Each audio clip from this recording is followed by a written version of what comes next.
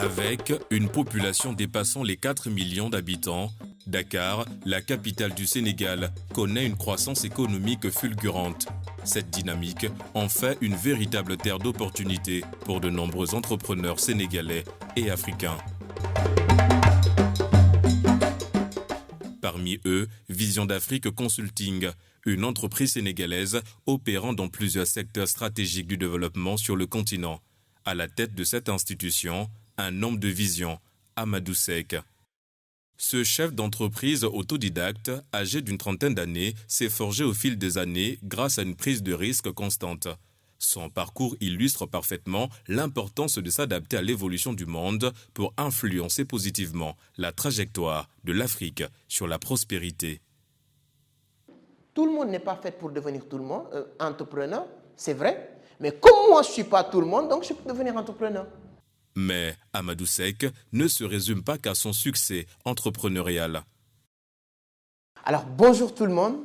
Je pense que vous me connaissez bien déjà. Mon nom est Amadou Seck, fondateur de Vision d'Afrique, auteur, créateur de contenu, écrivain, expert en crypto-monnaie. C'est vrai, vous connaissez tout ça. Mais est-ce que vous me connaissez vraiment? Je pense que non. Mais à travers cette mini documentaire, vous allez savoir qui je suis. Je t'invite à regarder du début à la fin et ensuite, vous aurez l'occasion de nous donner votre point de vue sur les commentaires. Let's go. Les lumières de la ville scintillent tandis que Dakar s'éveille lentement sous un ciel encore sombre.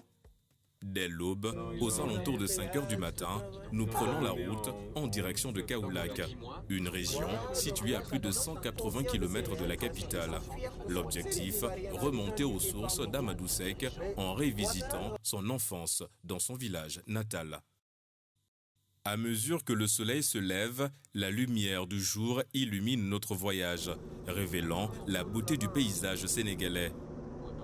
Après plus de 6 heures de route, nous faisons une petite pause pour nous restaurer et reprendre des forces. Au menu, une spécialité locale, de la viande de mouton cuite dans un four artisanal.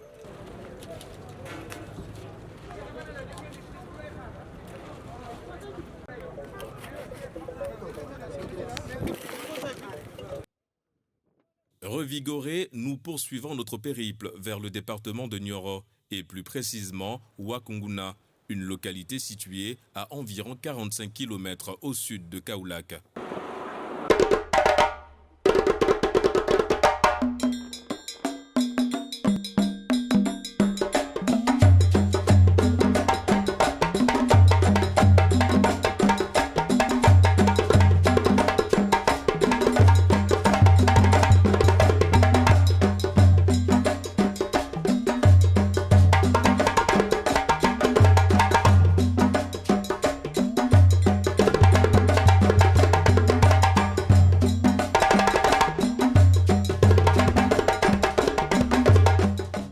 Dans ce village de près de 200 habitants et entouré de nombreuses bourgades, Amadou Seck revient sur ses terres après de longues années d'absence.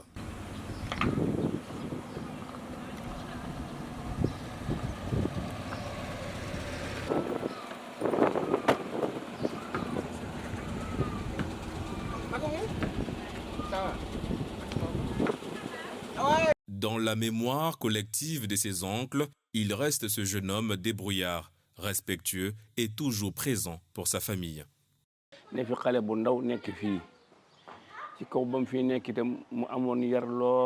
il était enfant, il a grandi ici. C'était un garçon calme, respectueux et obéissant. Chaque fois qu'on lui demandait quelque chose, il s'exécutait sans discuter. Il n'a jamais provoqué de bagarre ni apporté des problèmes ici à la maison.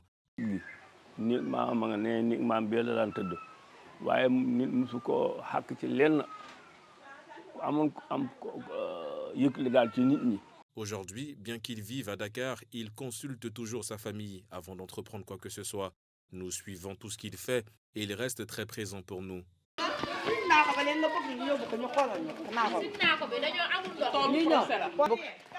L'éducation d'Amadou, saluée par son oncle, est en grande partie l'œuvre de sa grand-mère. avec qui il a partagé cette modeste chambre pendant plus d'une décennie. Un petit espace, mais riche de souvenirs. C'est ici que je dormais avec ma grand-mère. Comme j'ai dit tout le temps à Dakar, moi, ma mère, Ami Diouf, je ne le considère pas 100% comme ma mère. C'est cette grande dame que je considérais comme ma mère. C'est elle qui a tout fait pour moi. Moi, je ne connaissais pas ma mère, je ne connaissais pas mon père. J'ai fait un jeune qui a fait plus de 10 ans sans voir son père ni sa mère. Donc, ces personnes-là, je ne dis pas qu'ils ne représentent pas rien, mais c'est l'âge où un jeune, un adolescent a besoin de ses parents que je n'avais pas ces personnes. Tu sais, quand tu es jeune avec tu es ta grand-mère, tout le monde te perçoit comme un enfant un peu gâté parce que tu es avec ta grand-mère. Mais elle avait accepté tout ça avec moi. Ici, il y avait 2 lits. Ici, il y avait un lit ici. C'est ici que je dormais. Ici, il y avait ma mère, ma grand-mère, là où vous êtes actuellement. Et de temps en temps même, je dormais avec elle dans son lit. Le Dara où j'étais, on va aller visiter. Tous les enfants qui étaient dans ce village, la plupart du temps, dormaient dans ce Dara. Mais elle n'a jamais accepté que je dors là-bas parce qu'on devait commencer les études à 4 heures du matin. Qu'est-ce qui se passe? Elle ne voulait pas que je dors parce que, comme on le sait, quand il y a tout le monde là-bas, il y a des petites maladies et tout ça, qui fait partie de l'atmosphère des Dara coraniques et tout ça. Mais ma grand-mère, elle était tellement, vraiment, elle était tellement proche de moi qu'elle ne voulait pas ces arts de choses. Donc, elle représente beaucoup pour moi. Donc, comme j'ai dit tout à l'heure, ma mère, je ne le connaissais pas. C'est ici que je connais, c'est ici que j'ai grandi. Donc, j'ai quitté ici en 2006, donc avec ma grand-mère. Donc, tout ce qu'on m'a inculqué aujourd'hui comme valeur, je peux dire que 90% vient de ma grand-mère. 90%, pour ne pas dire 100%.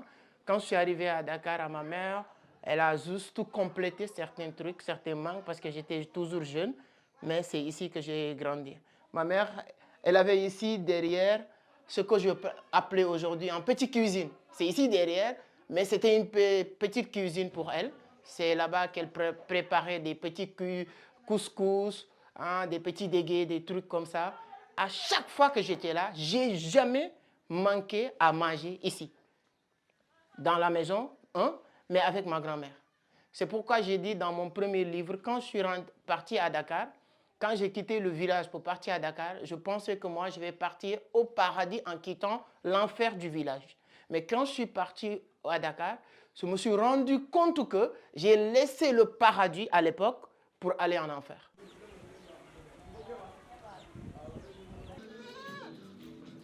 C'est ici qu'on faisait beaucoup de choses. Tout ce qui est les jeux d'enfants, c'est ici qu'on a l'habitude de le faire. Et cette maison, maintenant, au village, il n'y a plus personne. Tout le monde est parti.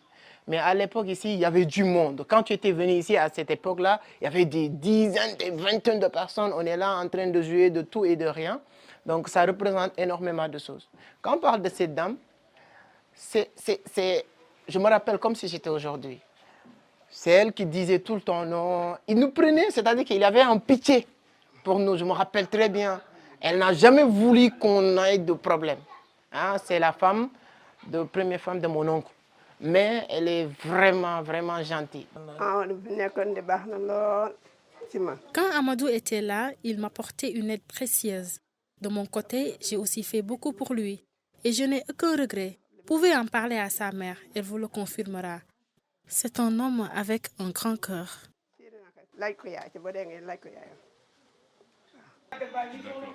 Dès son plus jeune âge, la vie d'Amadou n'a pas été de tout repos. Marquée par des épreuves et des tensions familiales, elles l'ont contrainte à quitter la Gambie pour le Sénégal avec l'aide de son oncle. C'est en 2022 que je suis allé les chercher en Gambie. La situation était compliquée. Quand je préparais leur retour, leur père n'était pas d'accord. Il y avait de nombreuses tensions entre leurs parents qui se disputaient souvent. À l'époque, mon beau-frère voulait amener les enfants sans que ma sœur ne sache où exactement. Elle m'a demandé d'intervenir auprès de son mari.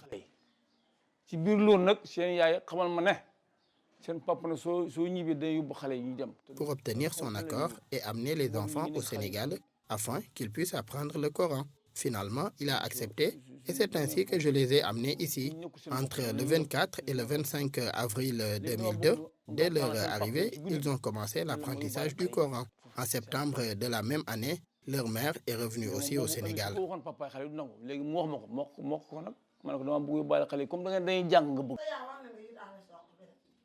Amadou, j'ai l'impression que cette histoire, ça t'a beaucoup ému.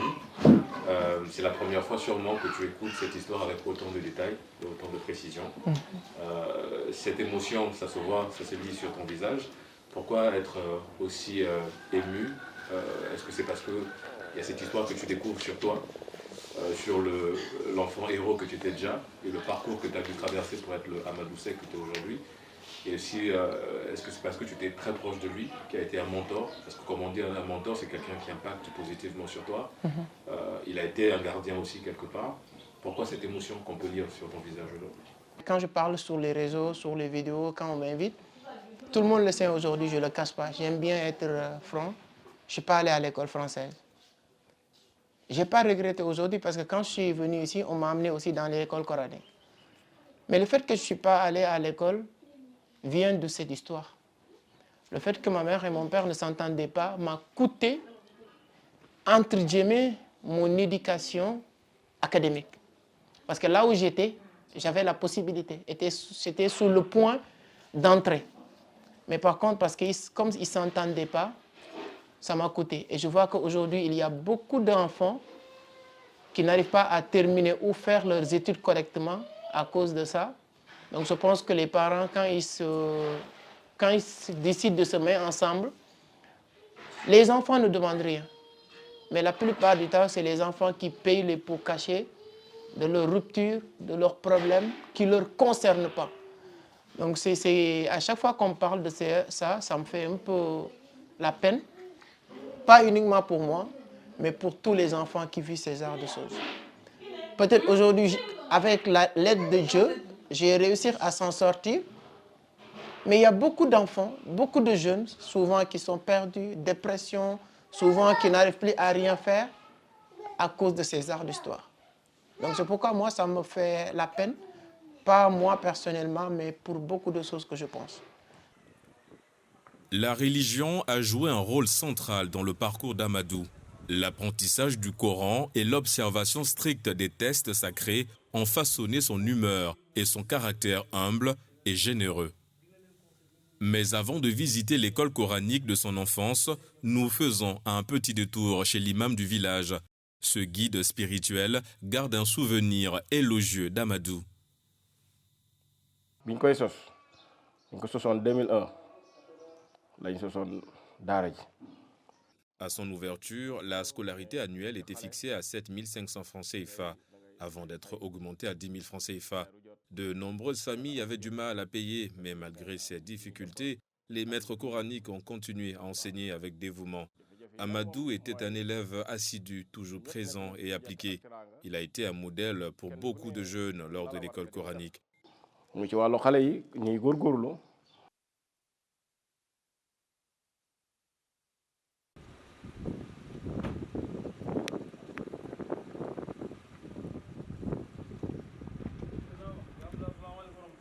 Enfin, nous arrivons au Dara, l'école coranique où Amadou a découvert la religion. Cet endroit fut aussi un espace de socialisation où il a tissé ses premières amitiés. On faisait ça de 4h à 8h ici. Moi, j'étais ici, ma place. Voilà. On pourrait prendre ça. Voilà. Les gens qui ne connaissent pas vont dire que tu n'as pas d'abolissement. Ouais, c'est comme ça. Parce que pour être dans une dana coranique à l'époque, il va falloir avoir du courage. Parce que, comme j'ai dit tout à l'heure, il y avait beaucoup d'intimidation. Vous êtes entre talibés. Ouais. Et ensuite, j'avais des amis. C'est ici que j'ai commencé à construire, comme tu as dit, avoir des amis. Des amis dans le vrai sens, qui n'ont pas dans la famille, mais des personnes que tu fréquentes, vous vous retrouvez dans un milieu. Il y a une centaine de personnes, et parmi ces centaines de personnes, il y a 2 ou 3 que tu dis ce sont mes vrais amis. Donc c'est ici que j'ai commencé ça. Quand je suis rentré ici, j'étais comme ces enfants-là. On avait le même âge, même taille, on était tous là. Il y avait une chambre à côté pour que les gens viennent dormir. Mais comme j'ai dit, ma grand-mère voulait que je dore avec elle. Et 4h du matin, elle m'accompagne pour que je vienne parce qu'elle ne voulait pas que je dore avec tout le monde.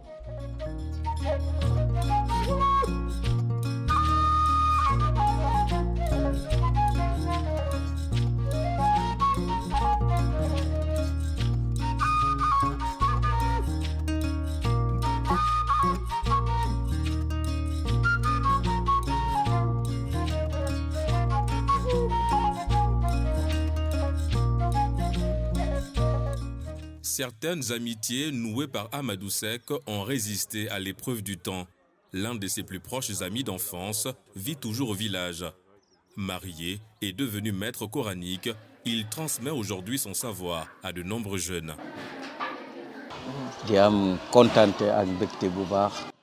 Je suis vraiment très content de sa visite aujourd'hui. Quand nous étions enfants, nous faisions tout ensemble. À une époque, Ousmane Baye cachait la chicotte et notre maître coranique nous envoyait la chercher chaque jour. Mais au lieu de la ramener, on faisait semblant de la chercher et on en profitait pour s'amuser. Aujourd'hui, nous faisons face à de nombreuses difficultés. Nous voulons achever la construction de l'école, mais il manque encore des carreaux, des fenêtres et des tapis pour la prière des enfants. Nous espérons sincèrement recevoir de l'aide et nous comptons aussi sur les précieux soutiens d'Amadou Seck. Lui, c'est un ami, un frère. On était ensemble dans le Dara coranique. À l'époque, c'était les années vraiment quand j'étais ici, là où on est passé tout à l'heure. Et aujourd'hui, il a continué ses études, il est devenu maître coranique. Le monde a besoin de chaque profil. Donc lui, son utilité, c'est d'encadrer tous ces jeunes aujourd'hui. Moi, je suis dans un autre domaine. Et aujourd'hui, quand je suis de retour ici, je vois ce qu'il est en train d'apporter. Mais avec les maigres moyens, malheureusement, ils n'ont pas d'appui, ni l'État, ni des bonnes volontés, parce qu'ils sont très reculés aujourd'hui. Et c'est pourquoi, à Vision d'Afrique, les besoins, on ne peut pas s'engager tout de suite, honnêtement, dire qu'on va tout faire. Mais on va commencer par quelque chose qui est très important, qui est l'eau.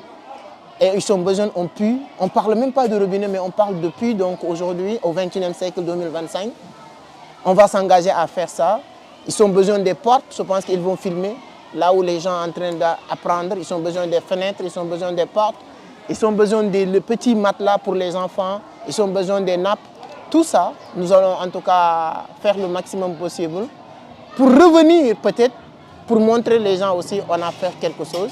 Et en ce moment, le moment venu, on va demander aussi toute personne qui peut apporter quelque chose pour qu'on fasse quelque chose, Inch'Allah. Donc ça me fait énormément plaisir de le retrouver encore une fois, voilà, de revenir. C'est c'est un plaisir énorme de revenir, de le retrouver ici.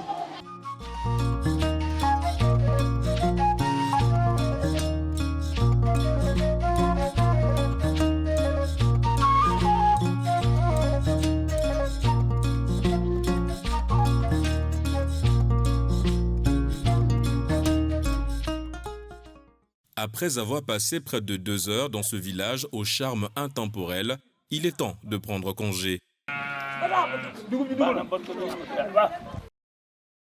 Nous pouvons enfin reprendre la route en direction de Dakar.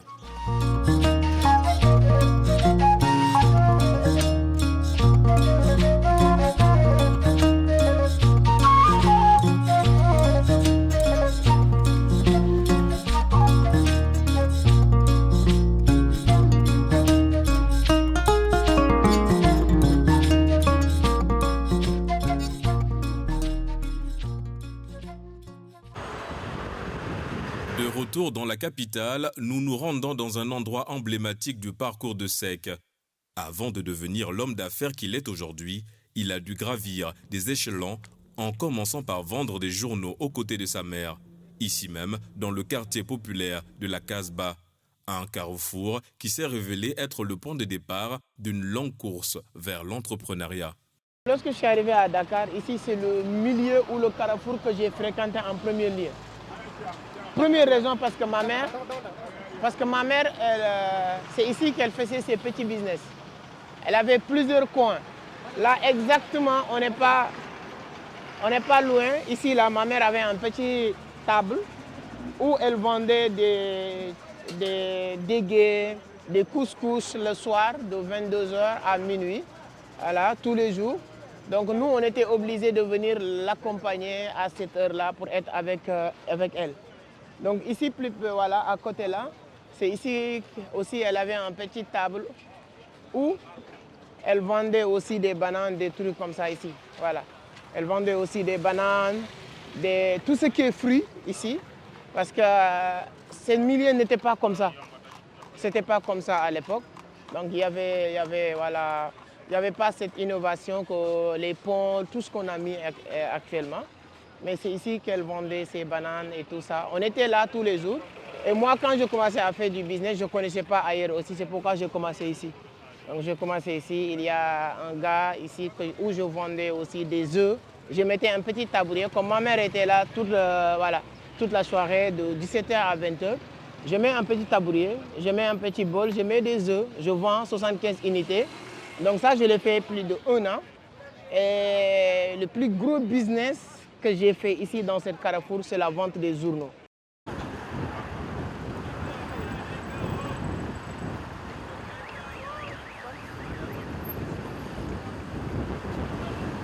Les journaux là, tu peux avoir vraiment une quantité qui est un peu lourde.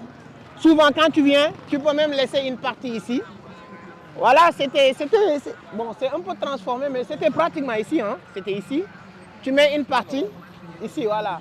Tu mets une partie et le reste, tu mets comme ça, comme ce qu'il a fait, la même chose comme ça. Et on travaille avec ça. Donc vraiment, lui, Amadou, voilà, Tonton Wele, Mergan. Donc on était ensemble. Lui, on prenait les journaux même dans le même endroit, quoi. Donc c'est-à-dire que 4 h du matin, tous les jours, parce que quand tu vends les journaux, c'est pourquoi quand on voit les gens qui vendent des journaux, il doit être vraiment une protection sociale. On se lève à 4 h du matin avec tout le risque, parce que pour prendre les journaux, là où on prend les journaux, il faut venir 4 h du matin. 4 h du matin. Quand tu viens prendre les journaux pour le vendre et tout ça, c'est très très intéressant. Et c'est ici que j'ai eu un déclic que j'ai dit sur l'une de mes vidéos. Ce déclic, c'est quoi? Si tu es là vers les samedis, tu vois beaucoup de vieux qui viennent avec leur belle voiture. Il y a leurs enfants à côté, croiser les pieds. Quand tu leur donnes les journaux, ils le settent derrière leurs enfants et tout ça. Et à l'époque, moi, à l'époque, quand je vendais des journaux, j'ai jamais monté dans une voiture qui appartient à quelqu'un que je connais. Je ne dis même pas ma famille, mais quelqu'un que je connais. Donc je me dis que peut-être moi, mes enfants, ils ne vont pas avoir la même frustration. Donc quand je vois aujourd'hui au bureau plusieurs voitures, ce n'est pas une gloire, mais ça me rappelle de ces moments-là. J'aime bien les voitures aujourd'hui, mais ça me rappelle vraiment ces moments-là. Mais au-delà du simple métier de vendeur de journaux, Amadou Seck avait déjà un esprit aiguisé pour les affaires. Il avait développé des techniques de vente efficaces lui permettant non seulement d'augmenter ses revenus, mais aussi de fidéliser sa clientèle. Un savoir-faire qu'il partageait volontiers avec son entourage. Amadou, c'est vraiment un ami d'enfance. Nous avons eu à vivre des situations difficiles tous les deux. Je me souviens qu'il venait me chercher très tôt le matin pour qu'ensemble nous allons récupérer les journaux pour les vendre, ici même dans ce rond-point de la Casbah. C'est vraiment quelqu'un de très généreux. Il partageait avec nous beaucoup de choses. D'ailleurs, c'est grâce à lui que j'ai appris à écouler facilement mes journaux. Chaque soir ou chaque jour, il me présentait de nouvelles techniques de vente. C'est quelqu'un qui avait déjà une vision incroyable. Et cette technique de vente m'a beaucoup aidé à vendre mes journaux, mais surtout à avoir un effet multiplicateur sur mes revenus. C'est vraiment quelqu'un de hyper intelligent et aujourd'hui, nous sommes très fiers de ce qu'il est devenu. J'ai appris beaucoup de choses à ses côtés et je suis très fier de l'avoir aujourd'hui comme proche, comme ami.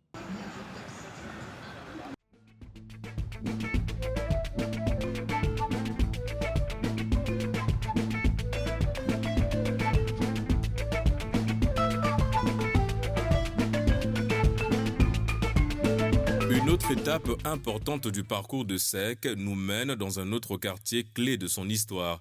C'est ici, à son arrivée à Dakar, qu'il vivait avec sa mère. À cette époque, l'argent manquait cruellement et les repas se faisaient rares. Quand on est arrivé ici, à l'époque, cet appartement n'était pas appartement. Aujourd'hui, c'est un appartement. Mais à l'époque, c'était des chambres partagées. Chaque chambre appartenait à une personne qui paye 15 000, 20 000 par mois.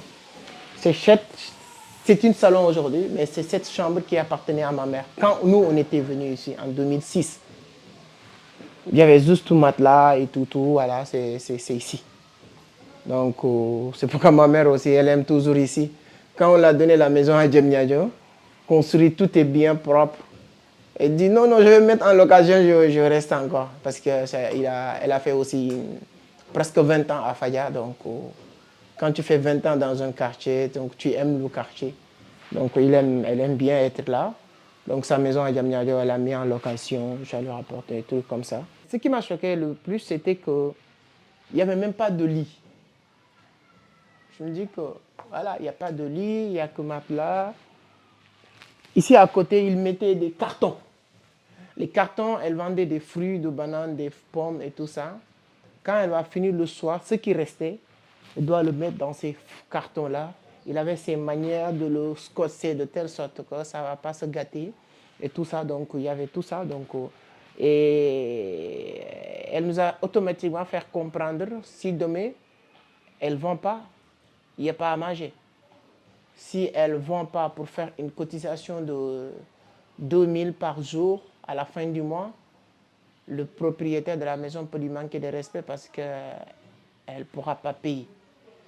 Donc ce qui m'avait un peu motivé, ce n'était pas le fait que je l'ai trouvé dans une pièce parce que j'étais pas trop jeune, mais j'avais pas compris grand chose. C'est que comment on peut faire pour que chaque fin du mois, le propriétaire puisse recevoir son argent sans lui manquer de respect. Et voilà, comment on peut faire pour toujours manger. Et à un moment donné, il disait, le jour où je vais arrêter de travailler et continuer à manger, je ne vais pas le croire. C'était ses rêves les plus fous, c'était d'arrêter de travailler, continuer à manger sans problème. Peut-être un jour, il disait tout le temps, il ne rêvait même pas avoir une maison à Dakar. Il disait que moi, je n'aurai jamais une maison à Dakar. Il disait ça, quoi, parce qu'elle ne pouvait pas imaginer qu'il y a quelque chose. Elle ne pouvait pas aussi imaginer que, parce que quand on dit acheter une maison, 50 millions, 20 millions, 30 millions, 10 millions, donc ses imaginations les plus fous ne peuvent pas lui pousser à comprendre que ses enfants peuvent faire ça. Ce n'est pas parce qu'il sous-estime ses enfants. Mais non, 20 millions, 50 millions, c'est-à-dire que dans sa tête, elle ne peut pas comprendre ça. C'était des centaines de milliards pour elle voilà, à l'époque. Donc elle réfléchissait, elle pensait tous à ça. Donc nous, on est venus en 2006, je peux dire qu'elle nous a dit qu'une dizaine presque d'années, elle n'a jamais eu l'occasion de prendre le dîner avec ses enfants. Parce que pendant une dizaine d'années, du lundi au lundi, c'est-à-dire que 7 sur 7, elle ne connaissait pas ni dimanche ni vendredi. Elle disait même que dimanche c'est mieux parce que c'est là où les patrons viennent acheter. Donc elle ne pouvait même pas imaginer ne pas travailler. Donc ça veut dire que 7 sur 7, 11 sur 12 mois, elle travaille de 17h à 23h. Donc ses enfants, elle ne pourrait jamais manger le soir avec ses enfants. Donc elle pensait à beaucoup de choses de ça. C'est un plaisir aujourd'hui de voir que tout ça est derrière. Bien vrai qu'il y a beaucoup de choses à faire, mais c'est comme ça, c'est ici. Et quand on était là en 2006, ma mère, avec les moyens, le repas, c'était ce qu'elle a. Pas ce qu'ils veulent, pas ce qu'elle veut donner à les enfants, non. Ce qui est à sa disposition, c'est ça qu'elle fait. Ça peut être petit, ça peut être bien, ça peut être tout ça. C'est là où j'ai vu une dame qui est son amie. Nous, on l'a retrouvée avec cette dame.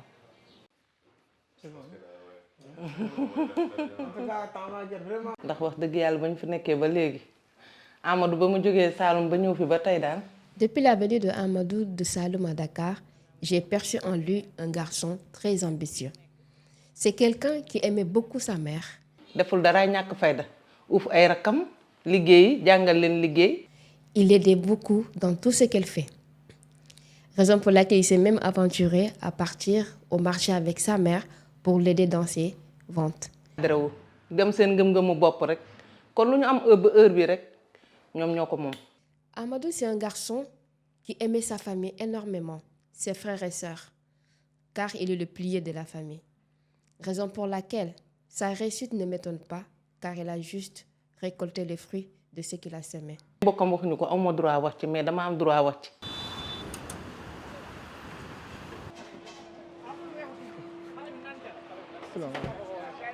Voilà, on va aller voir une dame qui a aussi joué un rôle hyper important. Cette femme jouait un rôle essentiel dans leur quotidien. Malgré ses faibles moyens, elle ne cessait de prendre des nouvelles de la famille et de partager volontiers sa ration alimentaire avec eux.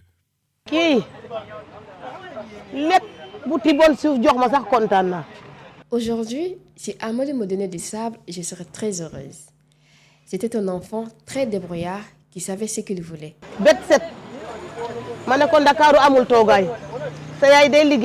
Sa maman et moi, on vendait au marché et les temps n'étaient pas du tout faciles. Amadou se battait bec et ongles pour ramener de quoi manger à la maison. Il vendait beaucoup de choses, des journaux, des œufs. Alors aujourd'hui, si je le vois rouler dans des grosses voitures et à la télé, c'est une fierté pour moi. Non,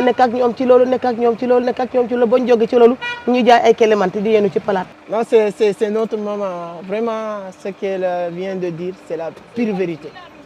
Quand on est arrivé à Dakar, on ne connaissait personne. C'est elle qui nous amenait à travailler tous les jours au marché. Et ce qu'elle vient de dire, quand elle a fini de faire ses achats pour venir revendre, avant de rentrer, elle va revenir pour vérifier est-ce que tout va bien à notre niveau, parce que pour nous laisser là-bas. Donc c'est là-bas qu'on a travaillé. Tout ce qu'on a fait, on l'a fait devant elle. Et des choses qu'elle n'a pas dit, je vendais des jeux. Elle avait sa fille, elle s'appelle Salbé. C'est-à-dire que ma meilleure amie.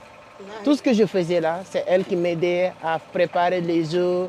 C'est elle qui m'a appris à faire les jeux. Quand j'achetais au niveau de marché, j'amène. C'est elle qui me disait il faut mettre du homo parce que ça va nettoyer, ça va être tellement blanc, ça donne envie les gens. Donc on a fait beaucoup de choses ensemble.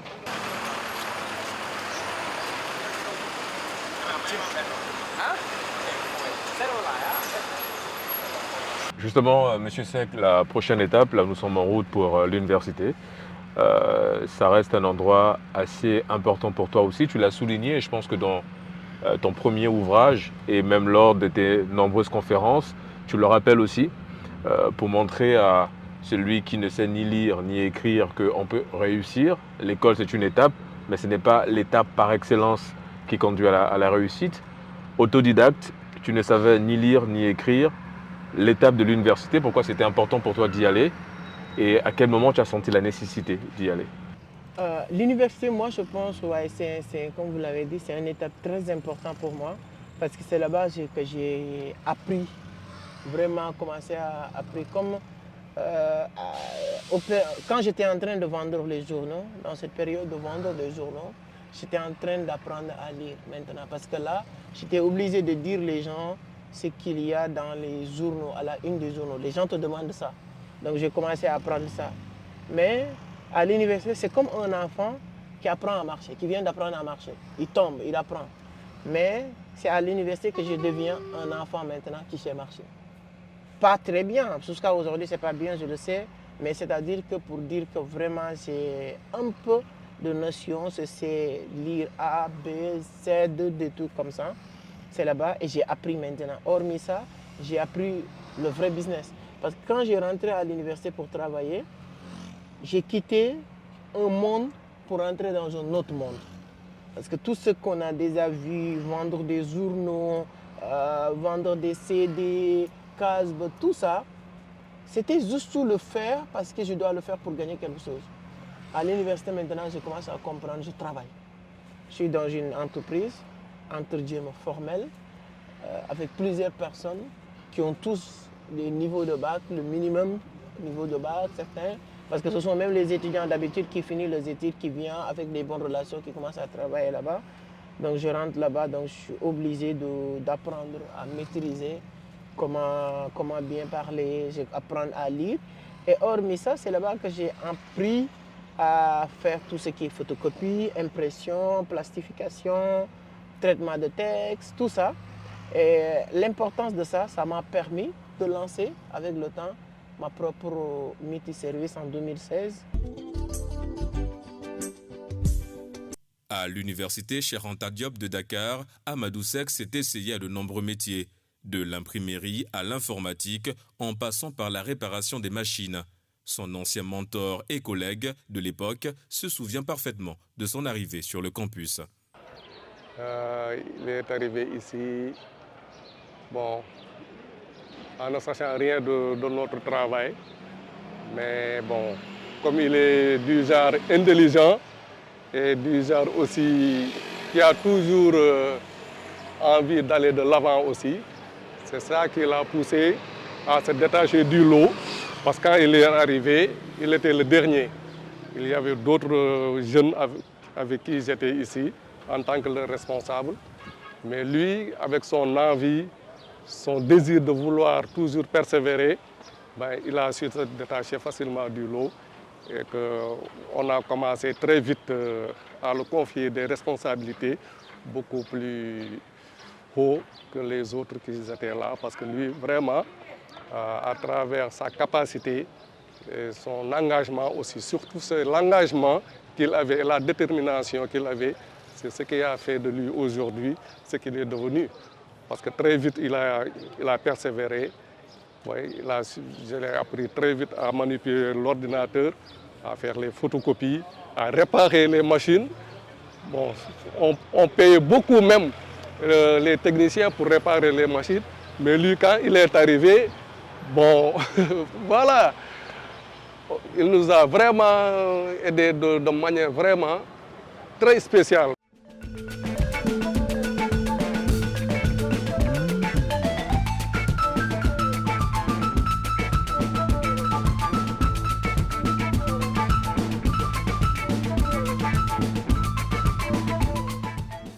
Après plusieurs années passées à l'UCAD, Seck et ses collègues sont contraints de quitter les lieux sur décision des autorités sénégalaises. En 2015, accompagné de sa patronne, il s'installe aux HLM.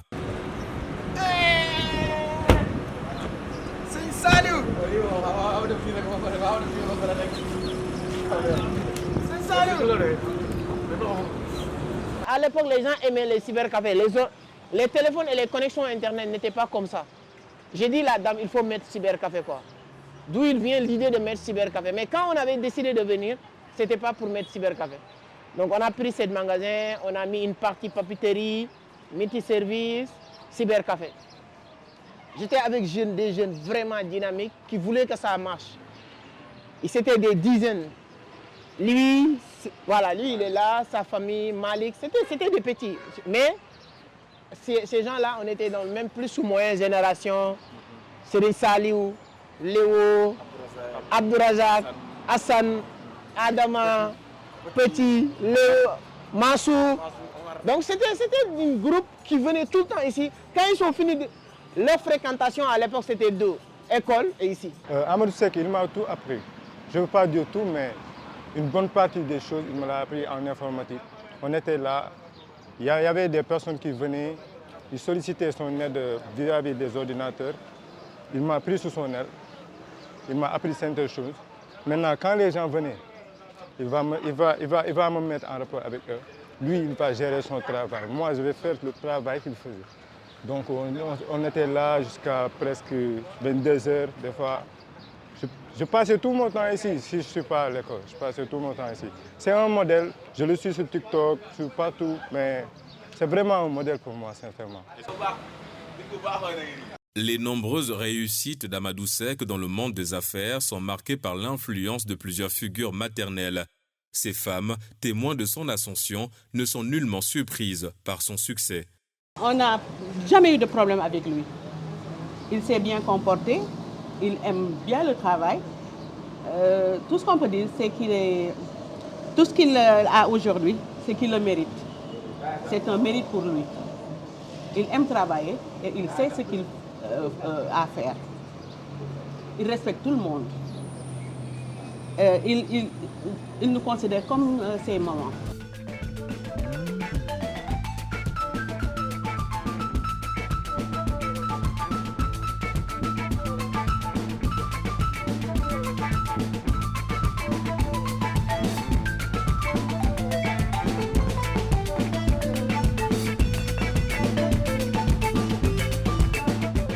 Seck a su écouter les conseils et surtout les transformer en actions concrètes.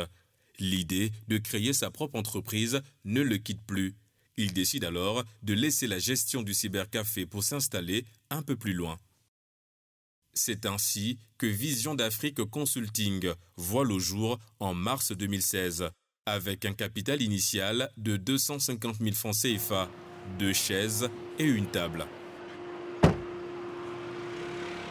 Cet immeuble a accueilli les premiers pas de Vision d'Afrique Consulting, ainsi que les premières formations dispensées par Amadou Seck. Tout cela a été rendu possible grâce à la confiance sans faille de sa patronne. C'est ici qu'on avait commencé les choses en premier avec multiservice. On appelait ça multiservice Vision d'Afrique. C'est ici qu'on a commencé avec tout ce qu'on avait déjà vu à l'université sur l'autre côté. C'est ici qu'on l'a matérialisé au nom de Vision d'Afrique. Et quand on était là, il y a un moment donné, la Vision d'Afrique Consulting, on l'a créé ici. Il y a un petit box en haut, d'où il vient les formations, parce qu'il y a des gens qui venaient pour me dire, Seck, on veut faire, tu aides ma femme à apprendre les trucs de multiservice. Une fois, deux fois. Et comme j'avais appris en business, tout est une question de service. On a pris en haut pour les gens qui voulaient apprendre ça, on leur apprend des choses comme ça. Mais en tout cas, c'est ici qu'on m'a aidé, c'est ici qu'on m'a adopté avec mon projet que j'avais, qui était juste une idée, avec rien du tout, qu'aujourd'hui, qu'on a réussi à implanter partout en Afrique. Tout a commencé ici, dans ce box. De toutes les façons, c'est que j'ai toujours cru en lui. Je me suis jamais, j'ai jamais pensé qu'il allait se cogner la tête. Parce qu'il avait une vision trop loin, il était trop loin des gens déjà. Il était dans un collimateur, je savais qu'il allait réussir. Il me disait, je vais créer, il me consulte tout le temps, je vais créer en haut, je dis oui pour la formation des gens. Il avait déjà une secrétaire. Je te demandais la dernière fois, est-ce que tu avais les nouvelles de Christelle Cotin, une secrétaire qui t'adressait à lui. Il avait tout fait normalement, échelle par échelle. C'est quelqu'un qui place les gens pour réussir. C'est un modèle quoi. Si tu le suis, tu regardes ses actions, ses investissements, comment il fait. Tu lis il a sorti plusieurs fois des livres. Tu prends un livre, tu lis, tu vois son passage. Il a vendu beaucoup de choses, des journaux. Moi, je l'ai vu, des cassettes, des CD et tout. Mais c'est quelqu'un à qui c'est un modèle dans la jeunesse africaine. Voici des gens à qui l'État doit appuyer à leur business. Parce que c'est un modèle à qui les jeunes, si les jeunes lui suivent, c'est une partie de développement dans ce pays. C'est ça que je veux dire. Parce que moi-même, actuellement, je suis millionnaire, je ne vais pas vous le cacher, grâce à lui. Parce que j'ai gagné plus de 75 personnes de clients qui viennent me passer des commandes à travers son réseau. Toi, tu n'es pas imprimeur, tu es mécanicien, tu passes sur son réseau, tu vas réussir.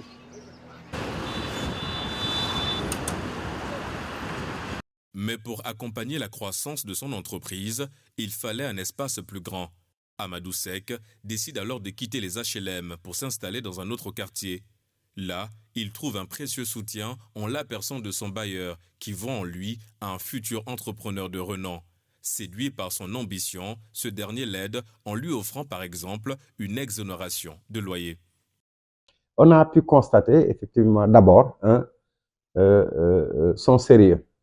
Et c'est ce qui nous a amené effectivement à l'assister, à le coacher pour qu'il réalise effectivement finalement sa première conférence, donc c'est aux Almadies, n'est-ce pas? Et à ce moment-là, effectivement, on a mis effectivement le paquet, puisque j'avais la chance d'avoir effectivement la coordination des journalistes et des conseillers en communication qui sont venus nombreux, effectivement apporter effectivement leur soutien à cette activité qui était une activité nouvelle. C'était la première activité.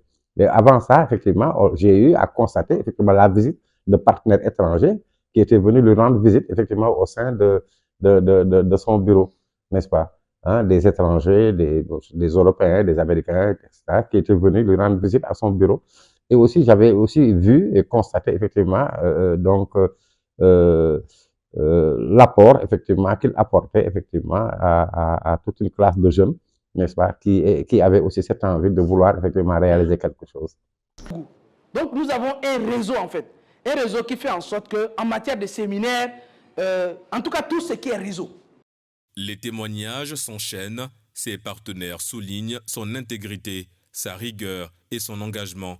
Amadou Seck est aujourd'hui une figure inspirante pour la jeunesse sénégalaise et africaine, un modèle de résilience dans l'univers entrepreneurial. Quand je l'ai connu, une chose qui m'avait surpris, c'est que c'était une grosse conférence dans laquelle j'étais convié. Et pendant la conférence, je suis venu et on parlait, plusieurs entrepreneurs sont intervenus et à la fin, on nous présente le promoteur de cet événement, de cette conférence. Et c'est lui qui est le conférencier et on l'annonce comme quelqu'un qui n'a jamais été à l'école, qui n'a jamais mis les pieds à l'école. Et voilà. Et quand il a parlé, je dis que mais waouh, mais ce monsieur, il est quand même audacieux quoi. Imaginez à Dakar où on classe les gens par agrégation, docteur, ainsi de suite. Et puis quelqu'un qui n'a jamais été à l'école organise une conférence pour venir parler de business en ligne, des choses comme ça. Et c'est ce qui m'a vraiment marqué chez Amadou Seck. Quelques années plus tard, son niveau ne fait qu'augmenter jusqu'à Seck parle même l'anglais. En fait, l'audace de Seck est quelque chose qui m'a toujours marqué. Ça, pour toutes les personnes qui connaissent Seck, ils vont vous dire ça. Moi, je l'ai connu de très longue date. C'était les débuts, en 2019. On était très jeunes, ça fait 6 ans en arrière. On venait de se lancer sur Internet. Donc, on s'est connus dans ces événements-là comme ça, où on s'est rencontrés à cet événement, où c'est lui qui a organisé ça. À ma grande surprise, il y avait encore une autre conférence organisée par une autre personne. Je pars, il était encore là. Il a payé le ticket pour suivre ces conférences et c'était comme ça au fil des années. On est resté très proches, on a développé plusieurs activités ensemble. Il y a beaucoup d'activités avec lesquelles on a fait qui ont marché. Mais comme tout entrepreneur également, la dose c'est que vous fassiez également certaines activités qui n'ont échoué. Mais malgré tout ça, on est toujours resté ensemble. On a toujours travaillé ensemble jusqu'à aujourd'hui. Et c'est qu'aujourd'hui, c'est un frère pour moi. Nos épouses, moi, ma femme et sa femme se connaissent bien, c'est devenu nos enfants se connaissent, c'est devenu vraiment une famille. Seck et moi, c'est carrément une famille aujourd'hui et c'est surtout ce que je tiens de lui, c'est l'audace de la personne. Et en termes de projection, moi, quand je dis très souvent, je parle de Seck aux gens, je leur dis qu'il n'y a pas de raison que Seck, dans les années à venir, fasse partie des meilleurs entrepreneurs africains. Parce qu'on dit l'audace a du génie et de la magie et ça explique spécialement, ça explique vraiment qui est Seck. L'audace, si l'audace a un nom, c'est Amadou Seck. Amadou, c'est quelqu'un qui a compris que le vrai leadership, ça commence par l'acquisition du savoir et multidimensionnel. Et je ne parle pas d'un savoir qui te fait penser que tu es au-dessus des autres. Amadou dégage une humilité exceptionnelle. Amadou dégage une simplicité légendaire. Amadou passe presque inaperçu. Mais là où il passe, il draine des foules, il draine des masses, il est en train de paver sa trajectoire. Il a compris qu'avec un œuf, on peut faire un bœuf. Mais Amadou, c'est quelqu'un qui a compris qu'il n'y a que le mérite, le travail assidu, régulier, ponctuel. Il n'y a que la détermination, le sérieux et l'engagement qui payent. Ça, Amadou l'a compris assez tôt. Des petites et moyennes entreprises, peut-être pour les entrepreneurs. À travers Vision d'Afrique Consulting, Amadou Seck a formé et accompagné de nombreux entrepreneurs grâce aux formations proposées par son entreprise, a inspiré les jeunes Africains et les orienter vers la création d'entreprises, telle est sa mission. Il est hyper vraiment travailleur. Ça, c'est quelque chose, en fait, l'une des qualités que j'ai remarqué avec lui, c'est quelqu'un qui met le travail devant toute chose, qui croit aussi au travail et aussi à la formation. Si aujourd'hui je me forme tout le temps, je lis surtout, c'est grâce à lui. C'est quelqu'un vraiment qui t'inculque des valeurs, qui vraiment te motive à chaque fois. Aujourd'hui, je peux dire que j'ai plus de 600 000 abonnés sur les réseaux sociaux et ça, c'est grâce à lui. C'est lui qui me boostait tout le temps, continue la création de contenu, on va vers ce monde. Et il me le disait il y a plus de 3 ans. Et aujourd'hui, tout ce que je fais, je peux dire, si mon business tourne, c'est à cause de lui, c'est grâce à lui, je vais dire. Donc c'est quelqu'un vraiment que je respecte, que j'estime, quelqu'un avec qui tu apprends tout le temps. Je ne saurais déjà lui dire merci parce que c'est grâce à lui que j'ai eu le courage de faire tout, de créer mon entreprise, de former plus de 1500 personnes aujourd'hui. Donc il y a pas mal de choses que je sais faire aujourd'hui, je peux dire que je l'ai appris avec lui. Aujourd'hui, si on est jeune Sénégalais, parfois on a tendance à croire qu'on ne peut pas développer un esprit d'entrepreneur. Mais lorsqu'on a eu à côtoyer Amadou Seck, il a totalement changé la vision que nous avions dans le monde des affaires. C'est un très grand leader et également un homme qui inspire vraiment les jeunes sur le monde entrepreneurial. Aujourd'hui, grâce aux formations que j'ai eu à faire là-bas, j'ai développé des compétences sur la création de contenu, notamment sur comment aujourd'hui vous pouvez vous faire énormément d'argent grâce à Internet. Et aujourd'hui, c'est le réseau que j'ai eu à acquérir ou bien les gens à qui j'ai eu à connaître dans son entreprise qui m'ont permis aujourd'hui de pouvoir développer mon entreprise. Aujourd'hui, Vision d'Afrique emploie plus d'une trentaine de personnes entre le Sénégal et la Côte d'Ivoire. L'entreprise dispose de salles de formation modernes, équipées des dernières technologies. Ses employés le décrivent comme un patron ouvert et accessible, mais rigoureux lorsqu'il s'agit de faire la gestion financière. En d'autres termes, lorsqu'il s'agit de compter l'argent. Tous gardent en mémoire l'impact de leur première rencontre avec lui. Alors, il y a une histoire qui m'a beaucoup marquée. Je me souviens le jour où on partait à l'Institut français. Il y avait un jeu concours et il y avait énormément de personnes. Moi, j'étais déjà stressée, surtout avec la moto qui passait tout son temps à être tombée en panne. On se relève, on refait, et donc du coup, on est venu un petit peu en retard. Mais malgré tout, il y avait énormément d'entrepreneurs pour présenter leur projet, faire un speech. À un moment donné, il devait passer, donc on l'a mis en dernière position.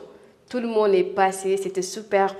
Mais je voyais qu'il était un peu stressé. Mais après, il m'a dit que tu vas voir comment je veux leur faire montrer que je suis fort. Et c'est en ce moment-là que je me suis dit que son ambition et sa persévérance dans l'entrepreneuriat, ce n'est pas quelque chose qu'il a commencé comme disons, qu'il lui est venu comme ça. Mais c'est quelque chose qu'il a toujours voulu et entreprendre et aussi arriver au bout de ses rêves.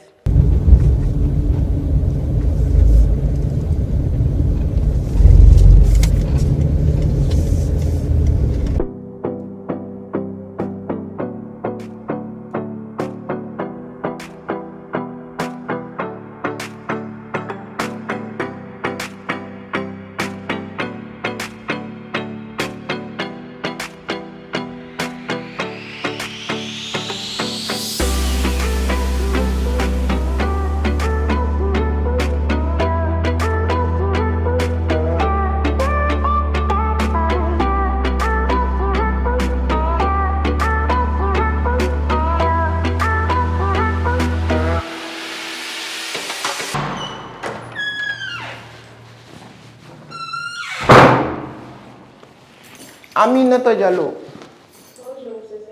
Aujourd'hui, il a atteint ses rêves, mais loin de s'arrêter. Amadou Seck continue d'innover. Conférencier de renommée internationale, il reste proche de ses collaborateurs et partage régulièrement ses conseils et stratégies de réussite sur les réseaux sociaux.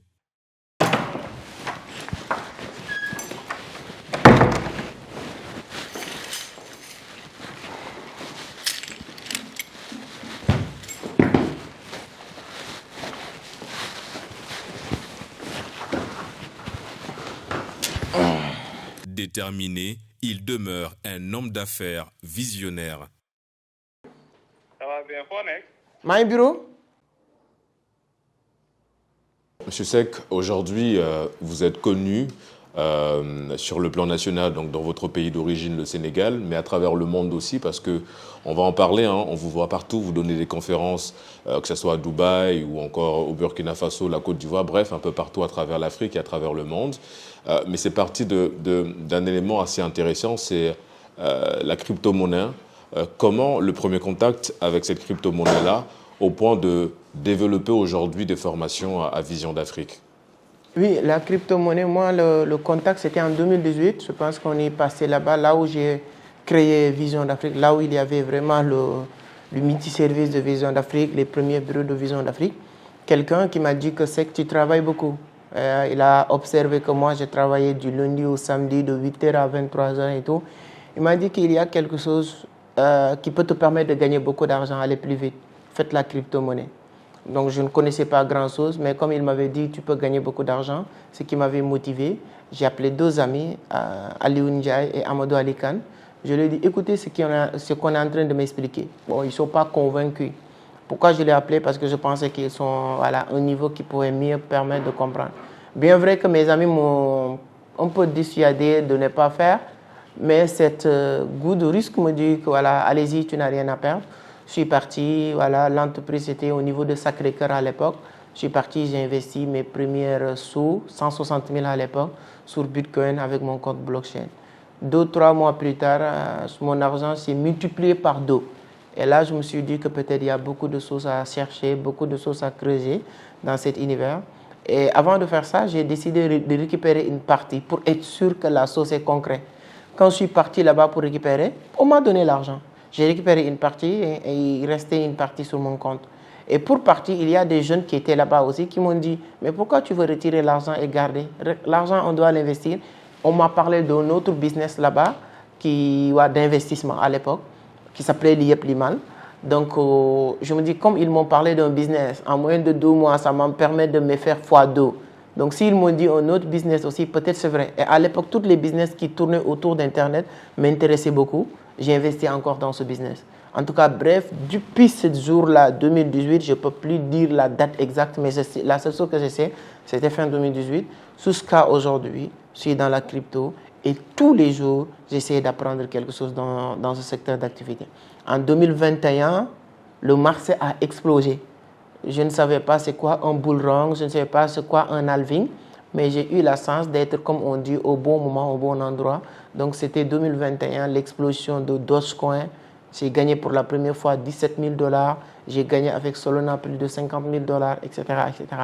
Donc, c'est parti comme ça et j'ai payé beaucoup de formations. Je suis parti. Moi, mes premiers voyages à Dubaï, c'était pour aller me former en crypto. Donc, en 2021, j'ai commencé maintenant à partager mon petite expérience dans ce domaine sur les réseaux sociaux, jusqu'à aujourd'hui, voilà, comme vous le dites, partout. Certains pays, c'est moi qui pars organiser les conférences. D'autres, on m'invite pour venir participer. Et en parlant justement de ces conférences-là, on va rester sur Vision d'Afrique parce qu'aujourd'hui, c'est une entreprise très connue de par ce que vous proposez, mais surtout par ses formations, parce que vous êtes certes axé sur la monnaie virtuelle, donc la crypto-monnaie, mais quand on vient à Vision d'Afrique, en fait, les formations sont beaucoup plus larges et diversifiées. Et pourquoi avoir opté pour diversifier ces formations?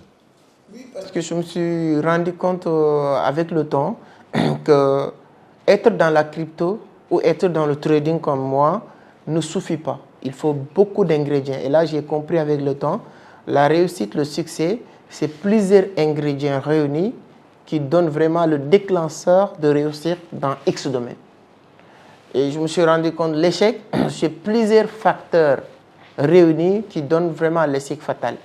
Et être dans la crypto sans maîtriser le développement personnel, sans maîtriser les techniques de vente, sans maîtriser l'éducation financière, ça ne sert pas à grand-chose. L'un des plus grands traders au monde depuis ces 2 derniers siècles, il s'appelle Jesse Livermore. Jesse Livermore a gagné plus de 100 millions de dollars à l'âge de 50 ans, après la crise financière de 1927. Et à l'âge de 60 ans, le mec s'est suicidé, suicidé, parce qu'il n'avait plus d'argent. Donc, ce qui manquait à ce mec-là, ce n'est pas les compétences en trading, ce n'est pas de gagner de l'argent. Je te dis plus de 100 millions de dollars. Ce qui manquait à ce monsieur-là, c'était les compétences financières, l'éducation financière. Comment gérer 100 millions de dollars? Aujourd'hui, un trader, s'il n'a pas une bonne éducation financière, il peut gagner 100 millions de dollars et être ruiné dans les mois ou dans les années à venir. Donc, tous ces éléments-là, on a compris l'importance. C'est pourquoi on a décidé. Et avec l'apprentissage, matin, midi, soir, j'apprends, je lis des différents bouquins qui n'ont rien à voir avec le trading et la crypto. Bien vrai que le trading, la crypto est mon domaine de spécialisation.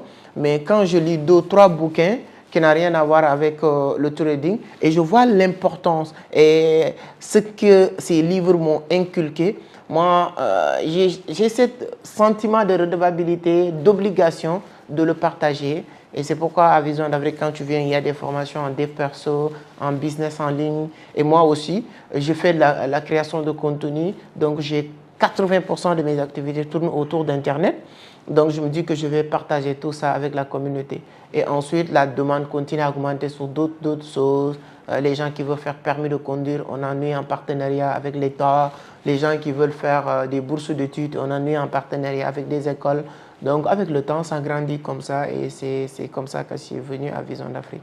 Avec le temps, ça grandit, mais avec le temps, ce qui grandit aussi, c'est votre communauté, c'est surtout vos partenaires, ils sont nombreux, il y a plusieurs collaborations, vous passez limite près de 2 minutes au téléphone par jour parce que vous êtes immensement sollicité. Cette vision de Vision d'Afrique, vous l'avez matérialisée aujourd'hui. Qu'est-ce que ça vous fait, ce retour de ces partenaires qui sont toujours présents pour vous, mais qui ne cessent de vous solliciter, qui ne cessent de solliciter les services de Vision d'Afrique, en l'occurrence, vous, M. Seck? Je donne toujours un exemple très terre à terre pour que tout le monde puisse comprendre. Imaginez quelqu'un qui est au niveau de premier étage et quelqu'un qui est au niveau de 14e étage. Si celui qui est au premier étage tombe et celui qui est au 14e étage tombe, là où c'est plus risqué. C'est-à-dire que quand tu es au premier étage, si vous tombez, automatiquement tu peux te relever ou bien on peut t'aider à te relever. Au pire des cas, tu peux aller à l'hôpital, il y a une petite fracture, on peut gérer ça. C'est lui qui est au premier étage. Celui qui est au 14e étage, s'il tombe de 14e étage, il y a une forte chance qu'il ne va plus s'en sortir. Donc le business, c'est exactement de la même manière. Si quelqu'un n'a pas cette perception du business, il ne va pas comprendre. Quand tu viens de commencer, tu es sur le début, tu te cherches, tu peux taper poteau, comme on dit à Abidjan, mais tu peux encore sortir, trouver un moyen pour marcher. Tu peux tomber, tu peux encore... Ça m'est arrivé. J'ai fait les CD, je me suis fait arrêter, j'ai tout perdu. Mais qu'est-ce qui se passe? Je recommence. Je vends des journaux. Ce n'est pas marché comme je le souhaite. Je trouve, comment il s'appelle, université. Je pars. Mais là, parce que tu es au premier étage, à chaque fois que tu tombes, tu peux te relever. Mais quand tu es au 14e étage, si vous tombez, il y a une forte chance que tu ne pourras plus te relever. C'est pourquoi Cristiano Ronaldo, j'adore ce dicton qui dit que monter, ce n'est pas compliqué, mais rester au sommet, c'est ça qui est compliqué. Donc, il y a beaucoup de travail. Donc, tout le travail que j'avais l'habitude de faire, aujourd'hui, je fais le double, je fais le triple en matière d'apprentissage, de l'éducation, d'être un peu attentif sur beaucoup de choses pour continuer à satisfaire. Parce que pour même les partenaires, imaginez quelqu'un qui vient de démarrer, on ne le fait pas trop confiance. Si on le confie quelque chose, il ne risque pas grand-chose. S'il ne marche pas, on dit « Ah, c'est les jeunes ». Mais quand tu essaies de monter, arriver à un certain niveau, toute personne qui va te confier, même si on te confie quelque chose qui n'est pas bien, si ça ne marche pas, on dit « Non, il m'a déçu ». Donc si tu vois tous ces éléments maintenant, tu fais beaucoup d'attention, tu apportes de temps en temps, mais il n'y a que le travail, on continue à travailler et espérons qu'on va continuer à satisfaire ses partenaires. On n'est que sur le début de cette aventure par rapport à nos visions, comme beaucoup de personnes l'ont dit, par rapport à nos ambitions, nos objectifs dans cette planète. Je peux vous dire qu'on n'a même pas encore réalisé 1% par rapport à mes ambitions. Et est-ce que du coup, Vision d'Afrique n'a pas de limite? La vision, elle est plus grande? Oui. Aujourd'hui, Vision d'Afrique ne peut pas avoir des limites parce que c'est le nom même. Vision d'Afrique. Quand je l'ai créé, mon objectif, c'était que l'entreprise soit présente partout en Afrique. L'entreprise fait partie des entreprises qui représentent l'Afrique sur les compétitions mondiales. Si on dit, voici l'une des plus grandes entreprises en Asie, l'une des plus grandes entreprises en Europe, l'une des plus grandes entreprises aux Amériques, aux États-Unis, Amérique d'une manière générale, on doit parler aussi l'une des plus grandes entreprises de l'Afrique. Moi, je veux qu'en ce moment-là, quand on va citer ces 5 entreprises, Vision d'Afrique soit figurée. C'était toujours mon objectif. On est loin de cet objectif. On a vu les entreprises qui sont en train de faire des miracles en Afrique, mais on ne va jamais baisser les bras. Tant qu'il nous reste une seule souffle dans cette terre, on va continuer à travailler comme ça. C'était votre leitmotiv aussi, parce que je rappelle que Vision d'Afrique est certes installée au Sénégal, mais Vision d'Afrique existe également en Côte d'Ivoire, à Abidjan. C'était important pour vous justement d'avoir ce rallongement-là de Vision d'Afrique sur le continent, notamment dans la zone, dans la sous-région? Oui, exactement, bien sûr. Bien sûr, parce que je me dis une chose. Les Américains ou les Français ou les Européens d'une manière générale, souvent, moi je dis, ils ne sont pas plus intelligents que les Africains. Sauf que leur champ de possibilités est plus large. Les Africains d'habitude aiment se limiter. Ah, moi, je suis Sénégal, je me limite à Dakar, 550 mètres kilomètres carrés, mais à 5 millions d'habitants. Tu ne peux pas avoir une force de frappe avec quelqu'un qui compte sur 300 millions d'habitants aux États-Unis. Aujourd'hui, en France, si maintenant, nous, on veut être plus fort, avoir plus de champs de possibilités qu'un Américain ou un Chinois qui compte des milliards de personnes, il faut compter sur l'Afrique.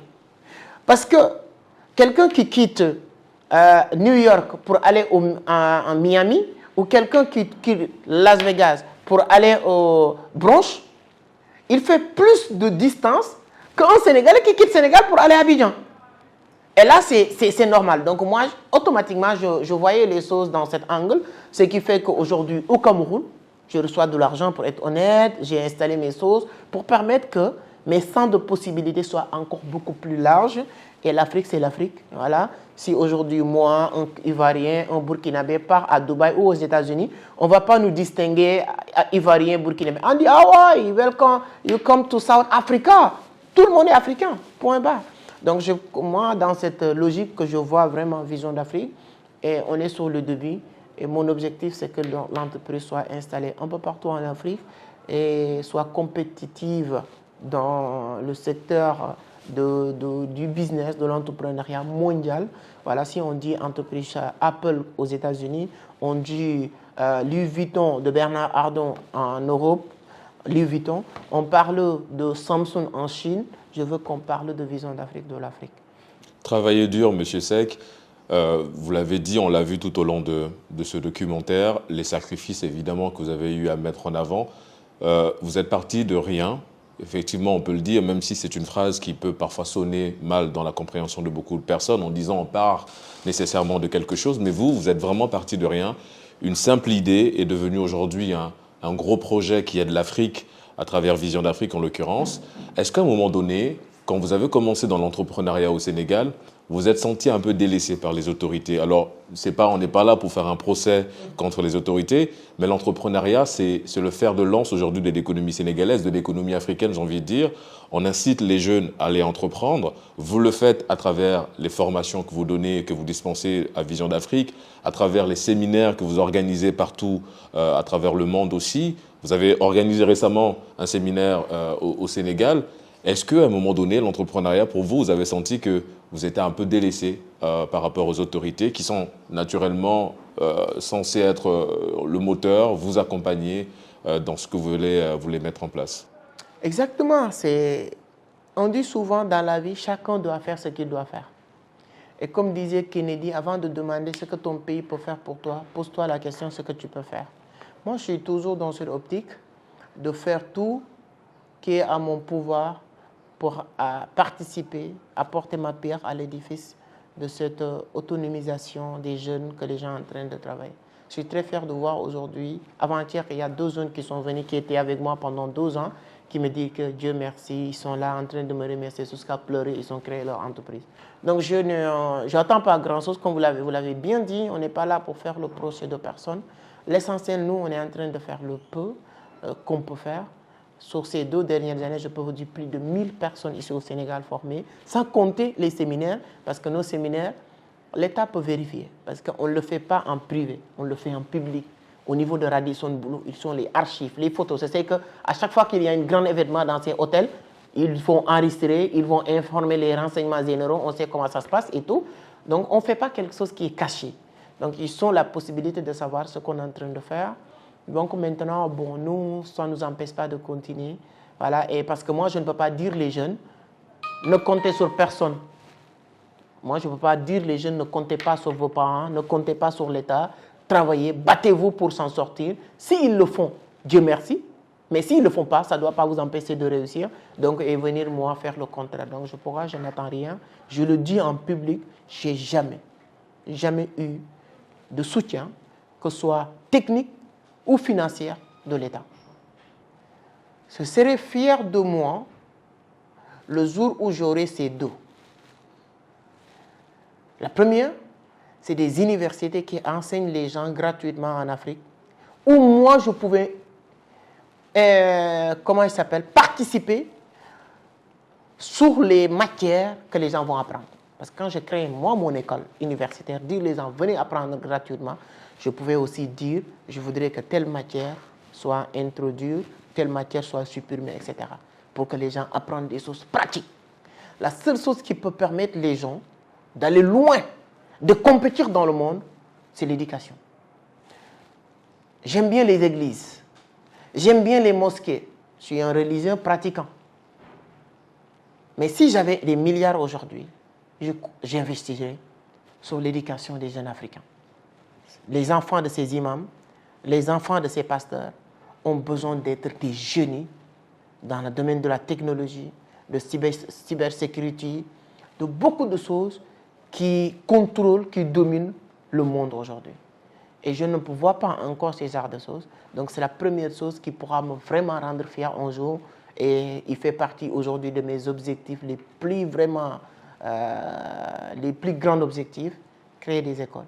Et deuxième chose, je travaille sur des projets, des plateformes et des applications que peut-être dans les jours à venir, les gens vont avoir les informations. Et j'aurais bien aimé que ces applications fassent partie des applications les plus utilisées dans le monde, pour ne pas dire uniquement l'Afrique. Et je pense qu'on va mettre les moyens pour que ces applications que nous allons mettre à plateforme, pour faciliter certaines choses, qu'on voit qu'il y a beaucoup de problèmes à beaucoup de personnes. Et à partir de là, je pourrais dire qu'on a accompli beaucoup de choses.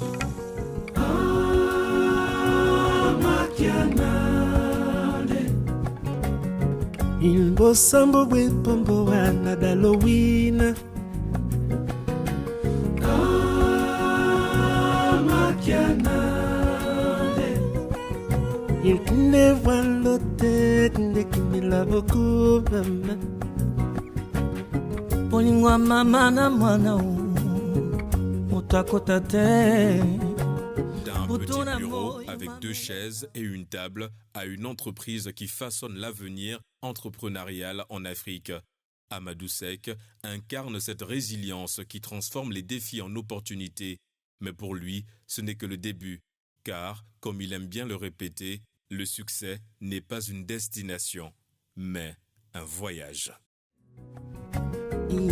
Masuma pona bombe na dalowina